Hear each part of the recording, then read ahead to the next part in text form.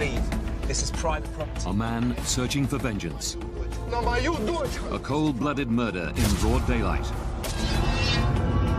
Triggered by an event that took place at 36,000 feet.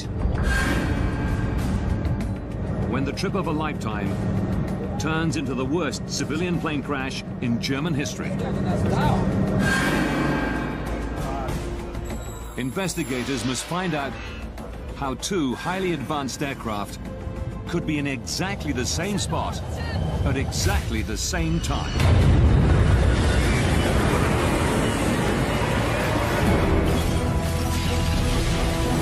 Disasters don't just happen. They're triggered by a chain of critical events. Unravel the fateful decisions in those final seconds from disaster.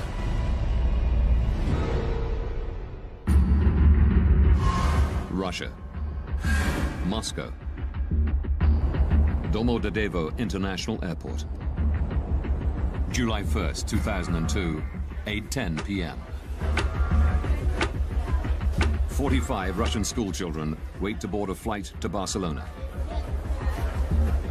It's their reward for doing well at school. Among them is 11-year-old Artur Hamatov.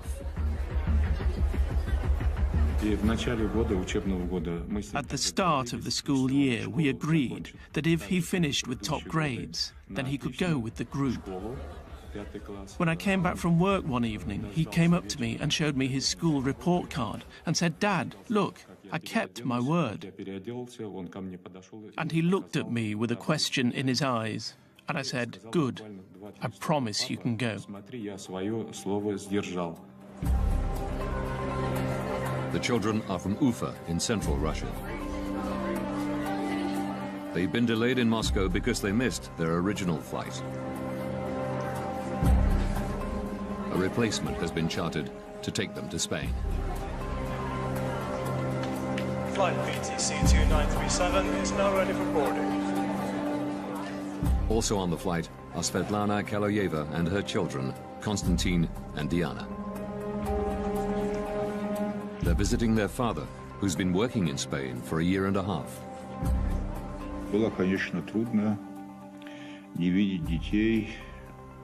I spoke to them on the phone every day, which made my stay easier.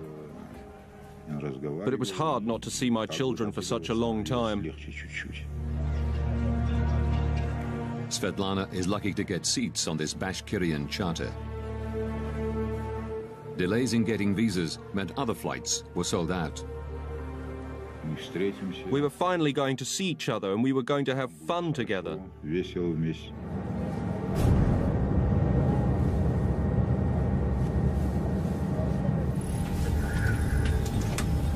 The crew complete final preparations. Дамы и господа, вас приветствует капитан корабля.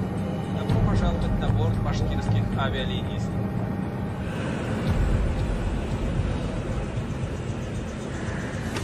8:48 p.m.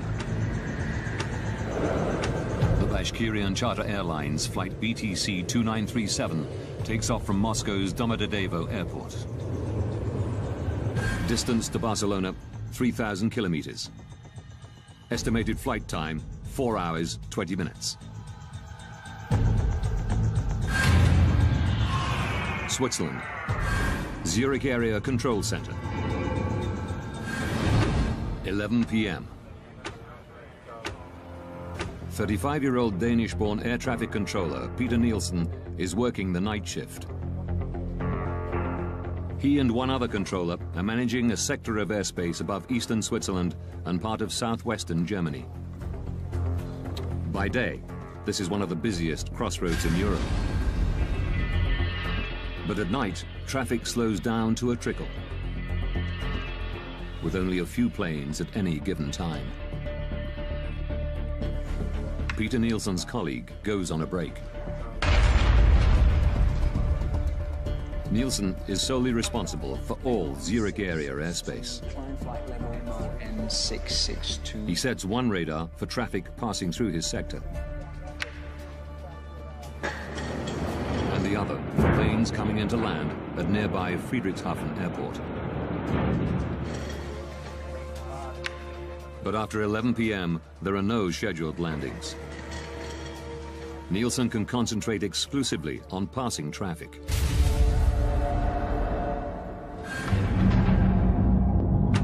(11:06). Svetlana Kaloyeva and her children, along with the other passengers on the Bashkirian charter, cruise 36,000 feet above Austria.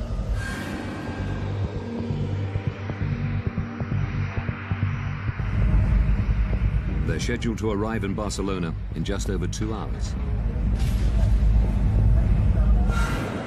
600 kilometers away, a DHL Boeing 757 takes off from Bergamo in Italy.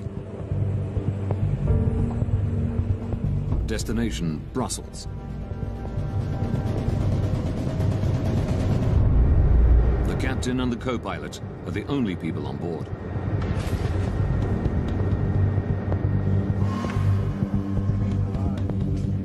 Maintenance engineers arrive in Nielsen's control room.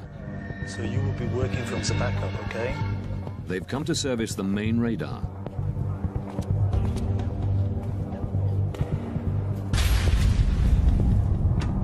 (11:21).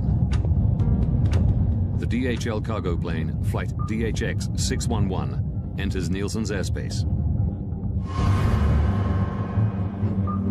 The captain requests permission to climb to 36,000 feet. Swiss radar, good evening, DHX-611.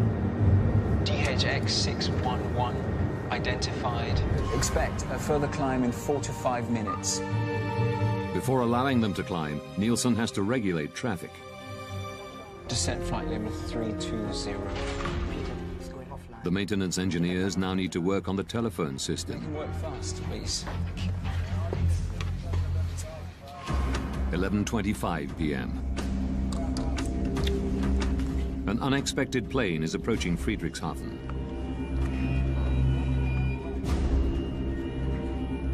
Nielsen has to switch radar stations.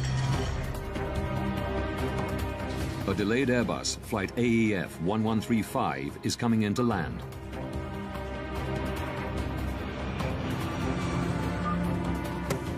He calls the airport's control tower to let them know.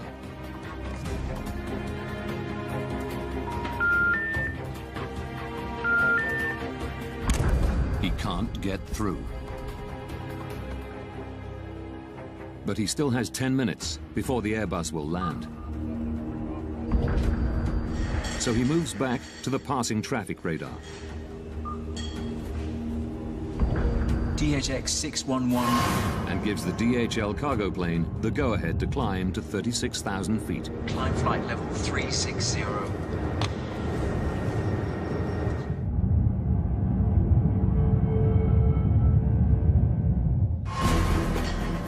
Nielsen then returns to the Airbus and calls Friedrichshafen Airport again.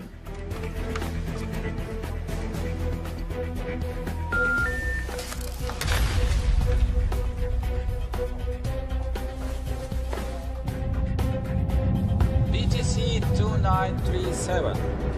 The Bashkirian charter calls in as it approaches his sector. Station calling, say again? BTC 2937. Level 360. Level... But just as Nielsen acknowledges them, the Airbus contacts him. AEF 1135 is inbound. The final approach fix for ILS runway 24. I expect so. I'll call you back shortly. Nielsen calls Friedrichshafen a third time.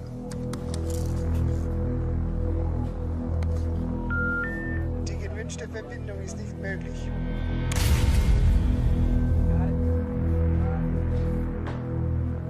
AEF 1135. He radios the Airbus and tells them to contact the airport directly. I lost my phone connection to Friedrichshafen. Could you please call them on your second set? Affirm. The DHL plane is now flying over Switzerland at 36,000 feet. Suddenly, its onboard traffic collision avoidance system, TCAS, sounds an alert. Traffic. At exactly the same time, the Bashkirian plane's TCAS system also squawks. Traffic. two planes are now 25 kilometers apart. They're flying at exactly the same altitude to exactly the same spot.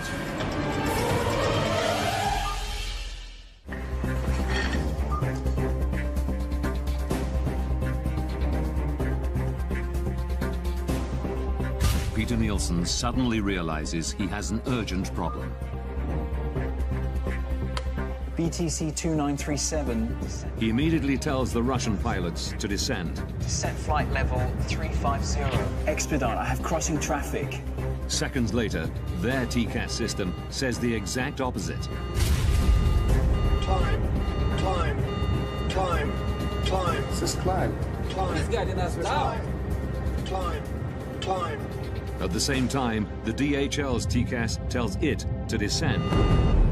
Descend, descend.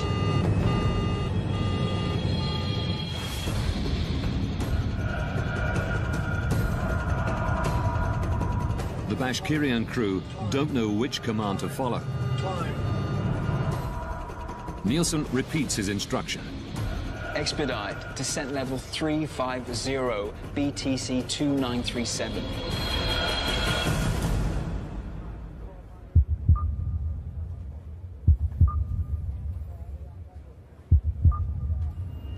When he sees that they followed his orders, Nielsen tells them that the DHL plane is approaching from their right-hand side.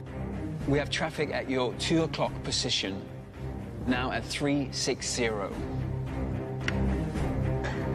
He switches back to the Airbus.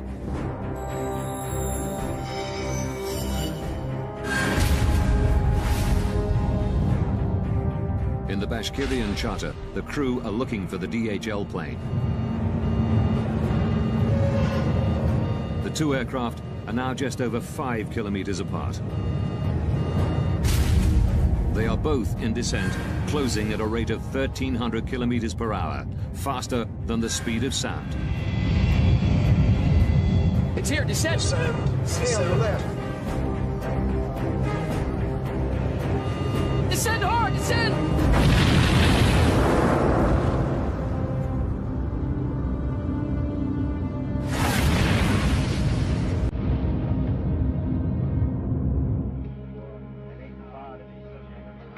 11:35 p.m.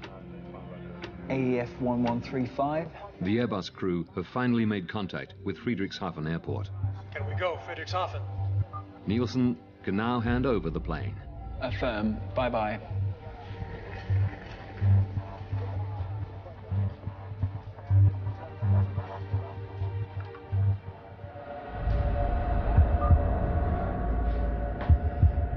BTC 2937. BTC 2937.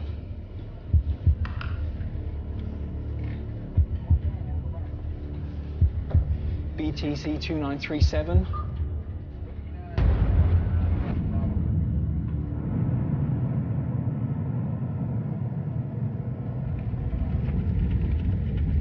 Burning wreckage falls from the sky near Uberlingen, Germany.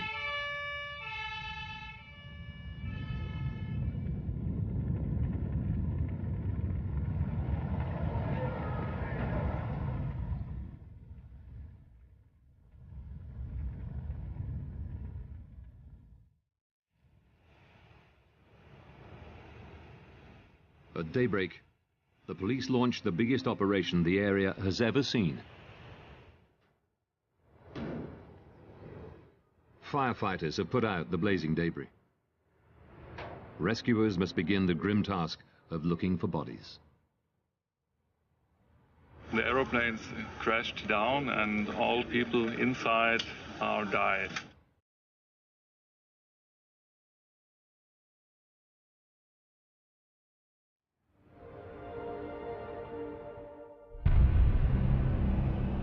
Within days, the victims' families arrive at the scene. Among them is Zulfat Hamatov, father of 11-year-old Artur. Через 2 дня мы полетели в Германию. Это был шок, мы все были в шоке. It was a shock. Many parents were fainting when we saw the broken plane wings, the broken tail. Развитый хвост. We still hoped that these children would run in, appear from somewhere, and probably every parent believed in some miracle. Vitaly Kaloyev flies in from Barcelona, holding out for news that his wife and children were not on the flight. One has to be certain. Maybe it was not my aircraft that crashed. Maybe something else had happened. Who can know without proof? Investigators confirm his worst fears. 71 people on board the two planes are now confirmed dead. It is the worst civilian aircraft accident that Germany has ever seen. In an industry protected by multiple and highly advanced safety systems, how could this happen? Now, by rewinding the events of that day, and by going deep into the investigation, Traffic. we can reveal the calamitous chain of events that brought two planes to exactly the same spot at exactly the same time. Investigators from the BFU, Germany's Federal Bureau of Aircraft Accident Investigation, are called to the scene. Jens Friedemann is put in charge of the crash site. Die Untersuchung eines Flugunfalls. The investigation of an air accident is like a forensic investigation, a crime scene. One wants to establish the facts. Crime scene.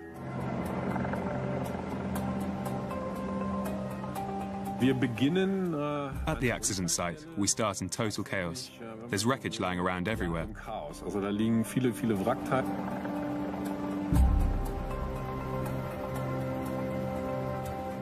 Friedemann can take nothing for granted. Not even that the two planes collided. Two aircraft were in the air. Whether they had collided or just flown past each other too close and lost control, or something like that, we just didn't know. Without the black boxes, Friedemann must try to work out what happened by examining the shattered fragments of wreckage. Key pieces are brought to a specialized storage facility in northern Germany.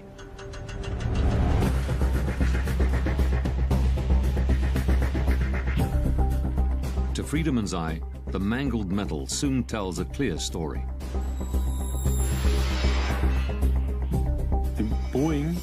The Boeing made contact with the Tupolev in one spot. The vertical tail section was broken off.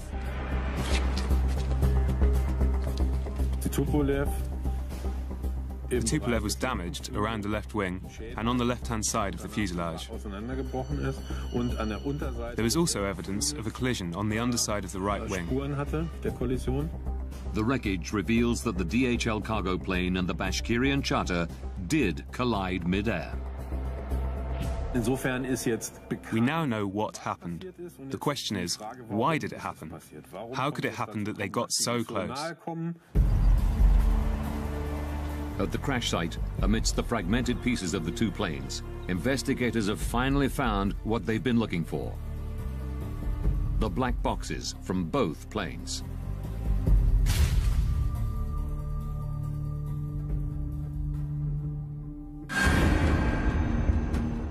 This was very important for us as accident investigators.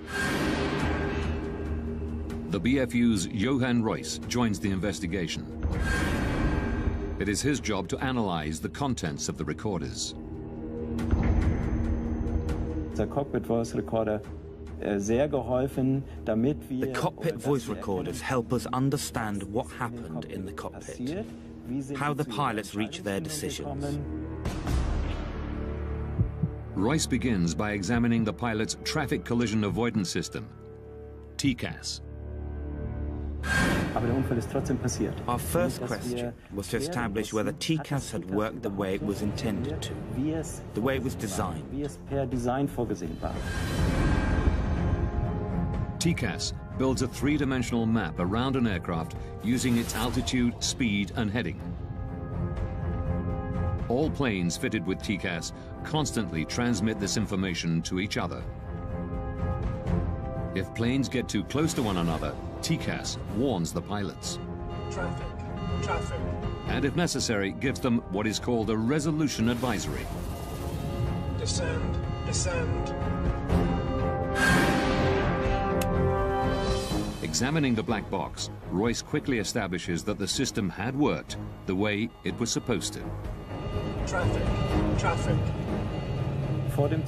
Before the collision, both TCAS systems generated and displayed a resolution advisory. The Russian Tupolev was instructed to climb, and the DHL Boeing to descend. If the aircraft had followed these instructions, there would have been no collision. But while the pilots of the DHL plane obeyed TCAS, descend, descend. The Russian crew did not. Climb, climb.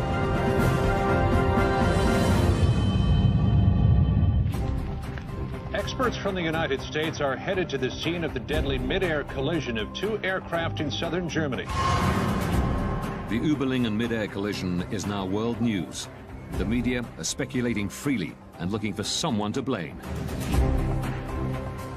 The pilot of the Russian plane is said to have ignored repeated instructions from air traffic controllers. Why did the TCAS device meant to avoid collisions, in this case maybe help cause one? And why didn't the Russian plane descend when first ordered? A language problem? Controller commands are always in English. Black box recordings quickly eliminate one theory. Zurich, good evening. BTC 2937, level 360. With the cockpit voice recorder, we were able to establish that language was not the problem. The Russian crew understood English perfectly well. But the recorders reveal a surprising fact. Climb, climb. This is climb. He's getting us down. We noticed that there was an instruction from the air traffic controller. BTC 2937, descent flight level 350. And we found that at the same time, or immediately afterwards, there was also a TCAS advisory. Climb, climb. At almost exactly the same time, the Russian pilots were instructed to do two completely different things. Descent flight level 350, expedite. Now the crew needs to make a very, very fast decision. What do they do next? And we discovered that the crew had extreme difficulty making this decision. But it should have been straightforward. The two planes were flying over Germany, and European regulations clearly state that TCAS has priority over air traffic controllers. For me, there was absolutely no explanation why something like this would happen.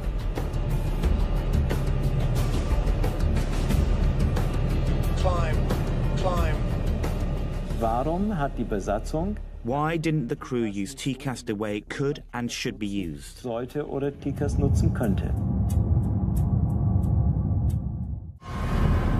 By April 2001, TCAS was mandatory in most of the world. But investigators discover one notable exception: Russia. Could it be that the Russian crew did not know how to use TCAS? Rustam Mustafin is a former Bashkirian pilot.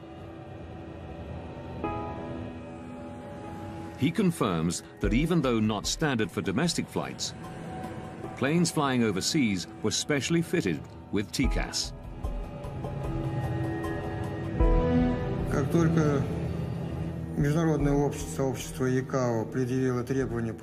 As soon as the TCAS requirement was introduced, the training school of Bashkirian Airlines ensured that our pilots were trained to use the system.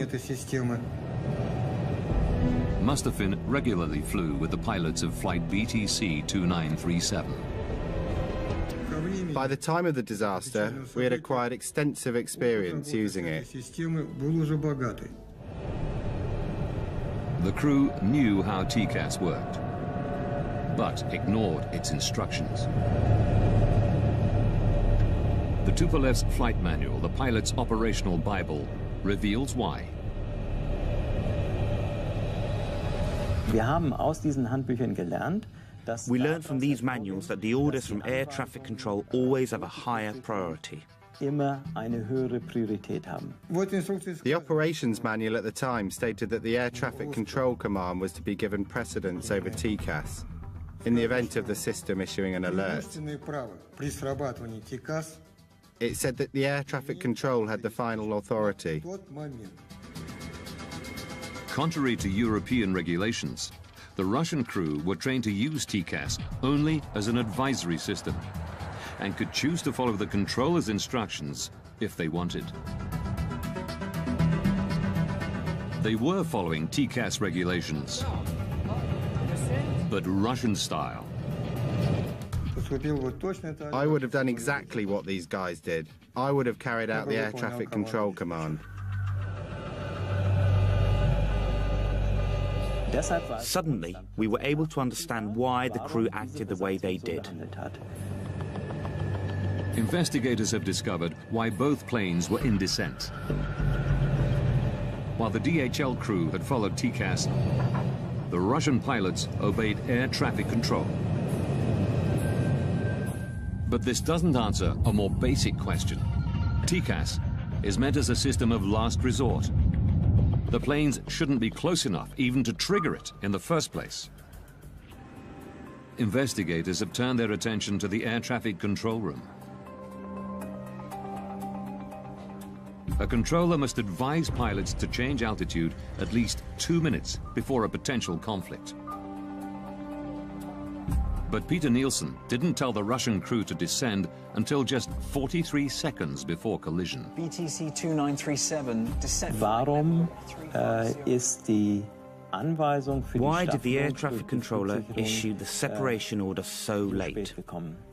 So spät, so late that the danger of an accident actually existed. Eines Unfalls tatsächlich gegeben war. Through shift logs and interviews, investigators learned that Nielsen was the only air traffic controller on duty on the night of July the 1st.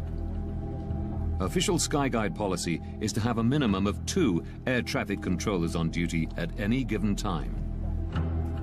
Investigators learned that it had become standard procedure at Skyguide for one controller to go on an extended break during the night shift. Tom Larsen was a close friend of Nielsen's, working alongside him for many years. The way that Peter was doing night shift, we did that all the time. There would only be one controller because there was very little traffic. Between 11 p.m. and 6 a.m., there are no scheduled landings at any of the airports in the area. But then, at about 11:25 on July the 1st, 2002, Nielsen is presented with an unexpected landing. There was an approach into Friedrichshafen Airport, which he had to coordinate. It's very unusual that one aircraft comes at that time for Friedrichshafen. I guess that the controller was a little surprised about that. Regulations state that Nielsen must contact the airport control tower before bringing the delayed plane in for landing. This should be routine.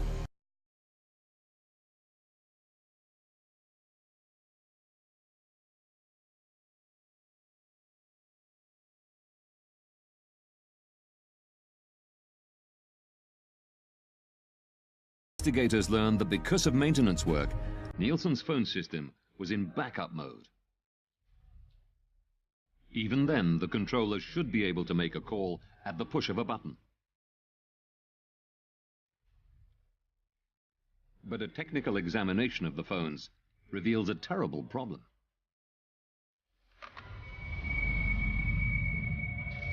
Dieses Backup, was als zusätzliche Verbindung noch the backup should have been there as an additional link was not working that evening. Phone communication was not possible due to a technical problem. Nielsen tries repeatedly to call Friedrichshafen. A routine task is suddenly taking up most of his time. Die gewünschte Verbindung ist nicht möglich. He was busier than would normally have been the case because he had no way of making phone calls. He had to look for alternate solutions. He had to look for other ways to communicate. I lost my phone connection to Friedrichshafen. Could you please call them on your second set? Preoccupied with handing over the delayed Airbus, Nielsen ignores the passing traffic. It was like 5 minutes that he was focused on that problem. So that took his vigilance away from what was going on the screen, on the radar screen. But his radar has an emergency function that should alert him of the impending danger. Short-Term Conflict Alert, or STCA. Short-term conflict alert is another system like, it's similar to TCAS, just a ground-based system that helps us on the radar if we miss a conflict. If we don't see it in time, it will give us an alarm. 2 minutes prior to a potential collision, an STCA alert should flash on both of Peter Nielsen's radar screens, along with an audio warning. This is exactly what happens 180 kilometers away in Karlsruhe, Germany.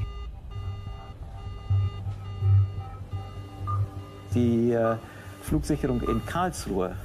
Air traffic control in Karlsruhe had detected on their radar screen that 2 aircraft were getting closer than they should have been. Records reveal that the controller in Karlsruhe tries to call Nielsen to warn him. But Zurich's faulty backup phone system means he can't get through. Aviation rules say he isn't allowed to contact planes not in his sector unless the controller in charge has lost consciousness or has left his post. The Karlsruhe ATC decides to stick to protocol and tries calling Nielsen 11 times in total, but he never gets through. BTC 2937. Records show that Nielsen's visual STCA did not go off. Royce learns that Zurich's radar was also under maintenance, meaning it too was in backup mode.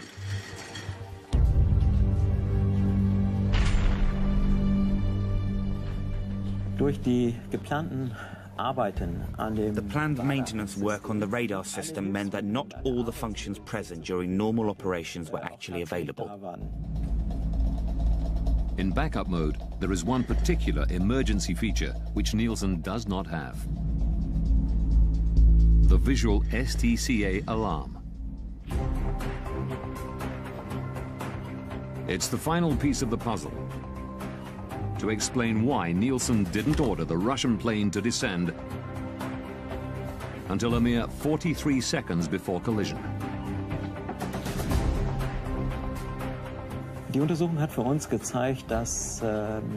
The investigation showed us that a series of unlucky events all came together for air traffic control.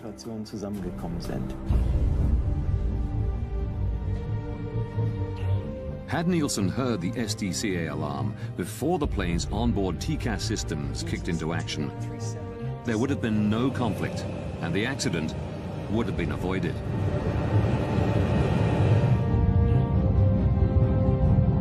But then, one final twist.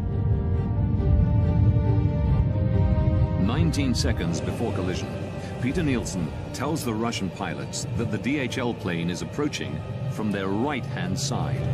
We have traffic at your 2 o'clock position, now at 360. Where is it? It is actually approaching from the left, the 10 o'clock position.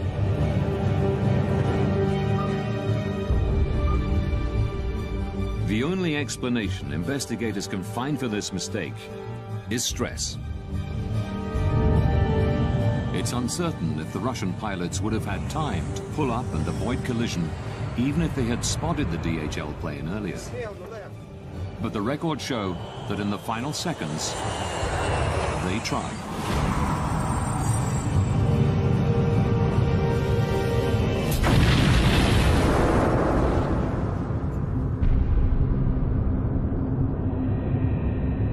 Upon impact, the Bashkirian charter breaks into 4 pieces.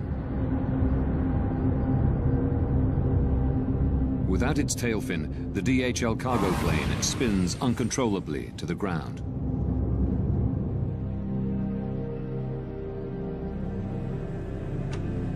February 21st, 2004. As investigators write up their final report, Vitaly Kaloyev flies to Zurich. He's become obsessed with finding somebody to blame for the death of his wife and children. I wanted to hear them say, "We are responsible, but forgive us if possible." They killed so many children and nothing had happened. No apologies, no expressions of sorrow, nothing. Nielsen still worked at Skyguide, but was moving into areas of safety analysis. Kaloyev found where he lived. I went to see the controller. I knew he had been on duty that night. All this had to be brought to an end. Everything had to be closed. I didn't want to wait any longer and decided to finish this myself. Nielsen came out. He was taller than me. I showed him the photos of my children lying in their coffins. He pushed my hand away. Then he got what he deserved.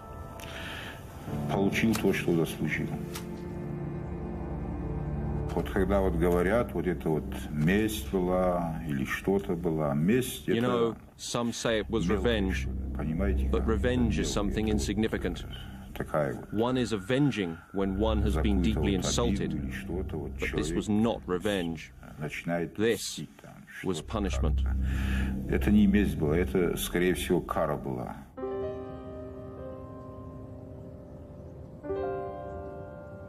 In Switzerland, a man has been arrested in connection with the killing of an air traffic controller who'd been on duty when 2 planes collided 2 years ago. Hunted down and stabbed to death in front of his family. Murdered for a fatal mistake. Peter Nielsen was 36 years old. He and his wife had 3 children. After his arrest, Vitaly Kaloyev is held in a psychiatric institution, while the court decides whether he's mentally fit to stand trial. Kaloyev is convicted of premeditated killing and sentenced to 8 years in a Swiss prison. In November 2007, he's released after an appeal determines that he had acted with diminished responsibility because of the deaths of his wife and 2 children. Vitaly Kaloyev is unrepentant about his actions.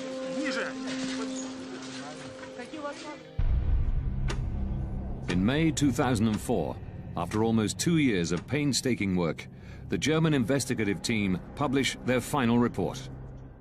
It's now possible to rewind the events of that fatal day, following the evidence uncovered during the investigation.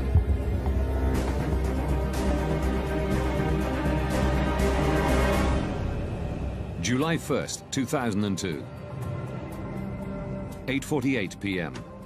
2 hours, 47 minutes from disaster. A Bashkirian Airlines charter takes off from Moscow's Domodedovo airport. 20 minutes from disaster. At the Zurich Area Control Center, 2 air traffic controllers are on duty. One goes on a break. Peter Nielsen is now working alone.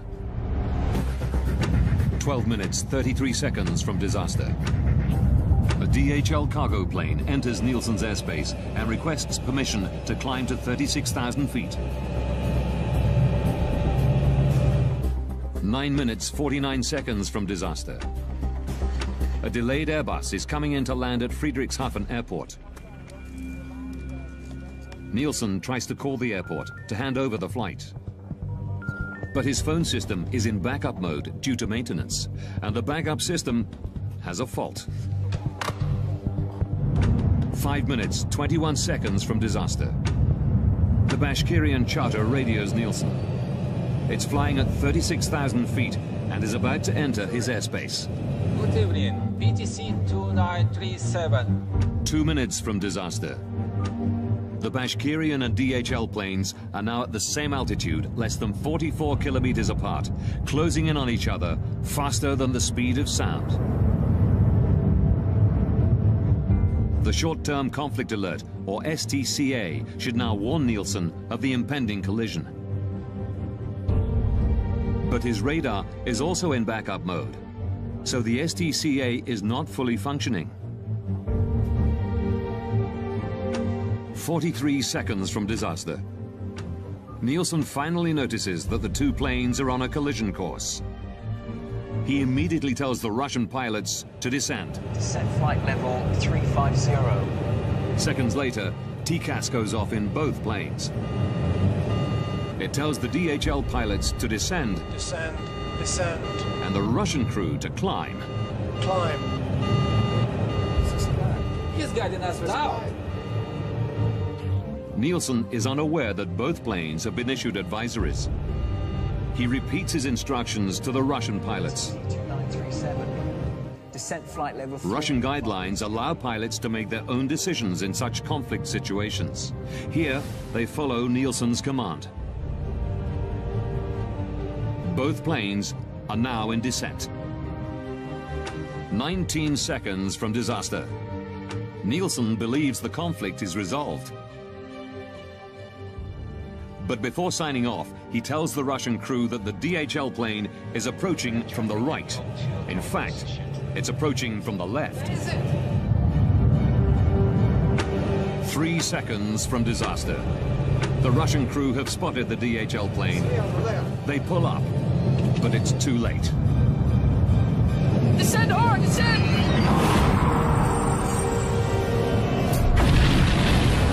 At 11:35 p.m., the planes collide 35,000 feet above the city of Uberlingen, Germany.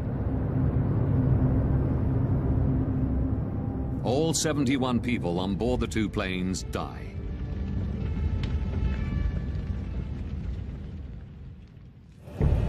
The German investigative report concluded that Peter Nielsen and the Russian pilots had made serious mistakes. But the primary cause of the accident was negligence on the part of Skyguide. In May 2004, immediately after the BFU report is published, at a press conference in Zurich, the CEO of Skyguide, Alain Rossier, issues a formal apology. Es sind auch bei uns Fehler gemacht worden und wir We too have made mistakes, and we most deeply regret this. We take responsibility, as outlined in the German investigation report. And we ask the families of the victims for forgiveness. In September 2007, a Swiss court finds 4 Skyguide employees guilty of negligent homicide. 3 managers who tolerated the single controller policy are given 1-year suspended jail sentences. The project leader overseeing the maintenance work on the night of the collision is fined 13,500 Swiss francs, roughly $11,000. Following recommendations from the German investigative team, Skyguide implements a variety of procedural changes. They now ensure there are always 2 controllers on duty, even during the quiet night shift. Nobody will ever find themselves in Peter Nielsen's position again. Investigators also recommend that international and regional TCAS regulations be standardized, along with aircraft operations manuals. TCAS must have ultimate priority over air traffic control. One cannot say with 100% certainty that this kind of event will never happen again. But we are very confident that we were able to make a significant contribution to preventing the repetition of an event like this. Don't miss extreme angling in brand new Wicked Tuna, continuing on Sunday nights at 9, only on National Geographic Channel. Seconds from Disaster is back next. Traffic slows down to a trickle, with only a few planes at any given time. Peter Nielsen's colleague goes on a break. Nielsen is solely responsible for all Zurich area airspace. He sets one radar for traffic passing through his sector, and the other for planes coming into land at nearby Friedrichshafen Airport. But after 11 p.m., there are no scheduled landings. Nielsen can concentrate exclusively on passing traffic.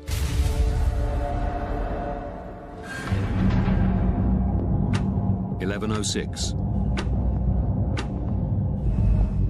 Svetlana Kaloyeva and her children, along with the other passengers on the Bashkirian charter, cruise 36,000 feet above Austria.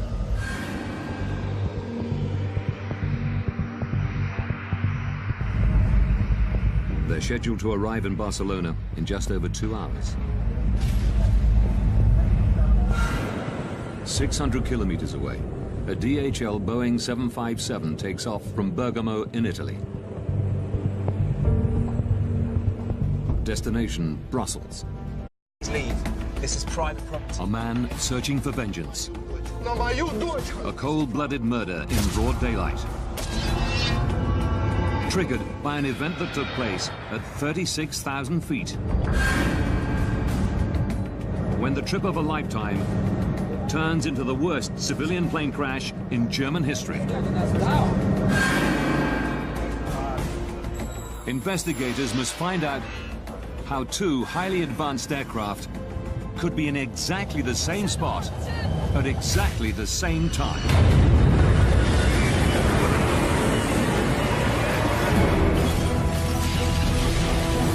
Disasters don't just happen. They're triggered by a chain of critical events. Unravel the fateful decisions in those final seconds from disaster.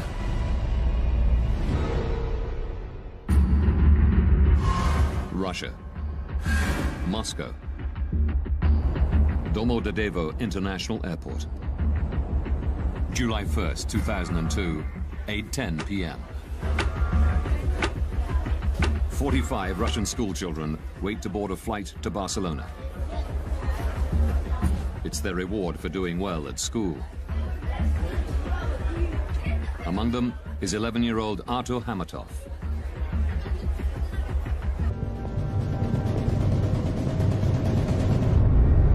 The captain and the co-pilot are the only people on board.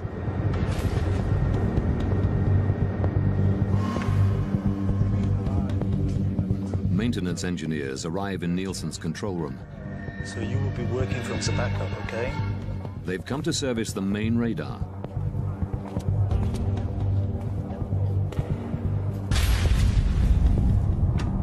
(11:21). The DHL cargo plane, flight DHX 611, enters Nielsen's airspace.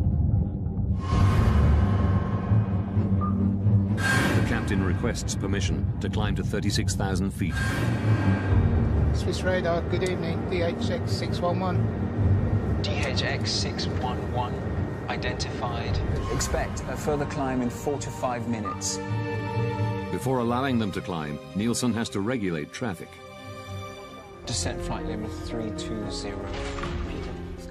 The maintenance engineers now need to work on the telephone system. You can work fast, please. 11:25 p.m. An unexpected plane is approaching Friedrichshafen. Getting visas meant other flights were sold out. We were finally going to see each other and we were going to have fun together.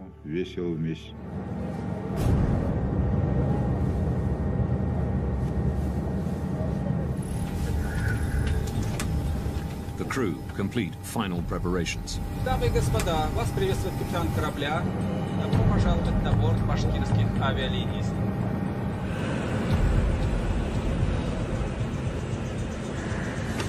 8:48 p.m. The Bashkirian Charter Airlines Flight BTC 2937 takes off from Moscow's Domodedovo Airport. Distance to Barcelona, 3,000 kilometers. Estimated flight time, 4 hours, 20 minutes. Switzerland.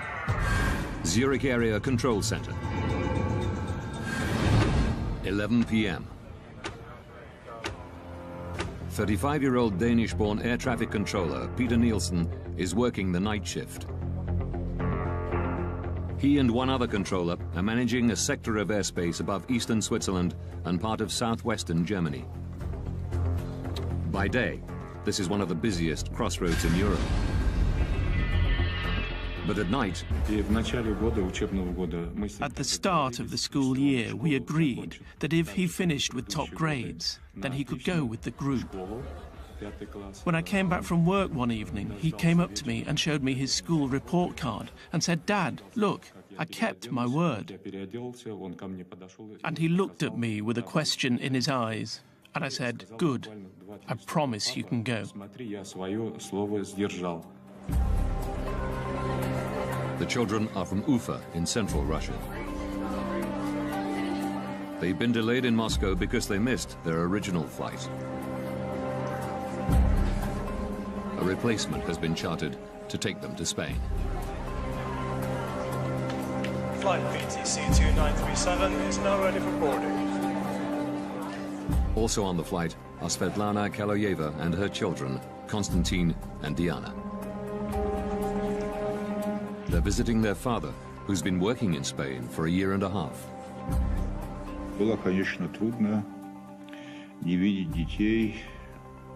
I spoke to them on the phone every day, which made my stay easier.